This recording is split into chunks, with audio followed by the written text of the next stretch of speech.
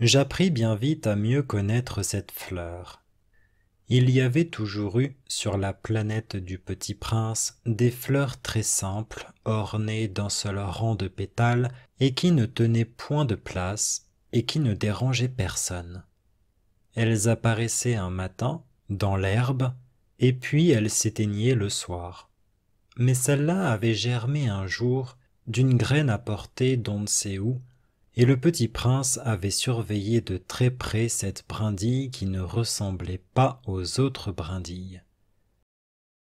Ça pouvait être un nouveau genre de baobab, mais l'arbuste cessa vite de croître et commença de préparer une fleur. Le petit prince, qui assistait à l'installation d'un bouton énorme, sentait bien qu'il en sortirait une apparition miraculeuse, mais la fleur n'en finissait pas de se préparer à être belle, à l'abri de sa chambre verte.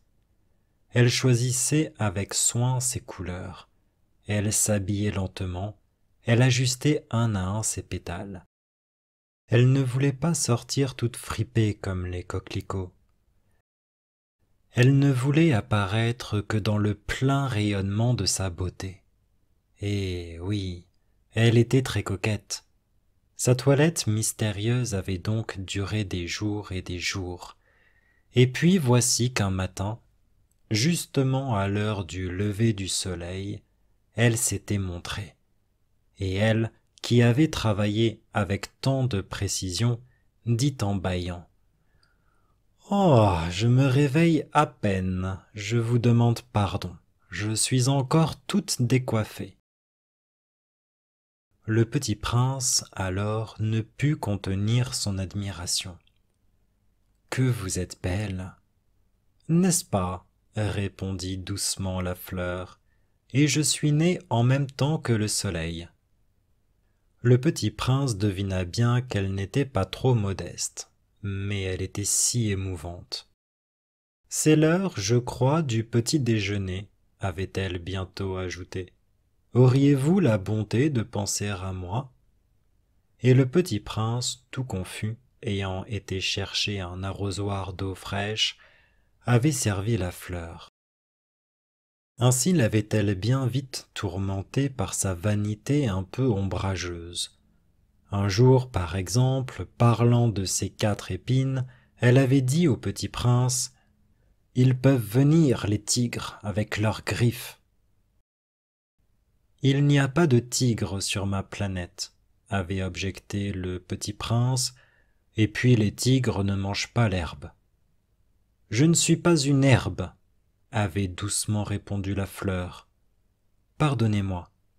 Je ne crains rien des tigres, mais j'ai horreur des courants d'air. Vous n'auriez pas un paravent? Horreur des courants d'air, ce n'est pas de chance pour une plante, avait remarqué le petit prince. Cette fleur est bien compliquée. Le soir, vous me mettrez sous globe. Il fait très froid chez vous. C'est mal installé, là d'où je viens. Mais elle s'était interrompue. Elle était venue sous forme de graine, elle n'avait rien pu connaître des autres mondes. Humiliée de s'être laissée surprendre à préparer un mensonge aussi naïf, elle avait toussé 2 ou 3 fois pour mettre le petit prince dans son tort. Ce paravent, j'allais le chercher, mais vous me parliez. Alors elle avait forcé sa toux pour lui infliger quand même des remords. Ainsi le petit prince, malgré la bonne volonté de son amour, avait vite douté d'elle. Il avait pris au sérieux des mots sans importance et était devenu très malheureux. J'aurais dû ne pas l'écouter, me confia-t-il un jour. Il ne faut jamais écouter les fleurs. Il faut les regarder et les respirer. La mienne embaumait ma planète. Mais je ne savais pas m'en réjouir. Cette histoire de griffes qui m'avait tellement agacé eût dû m'attendrir.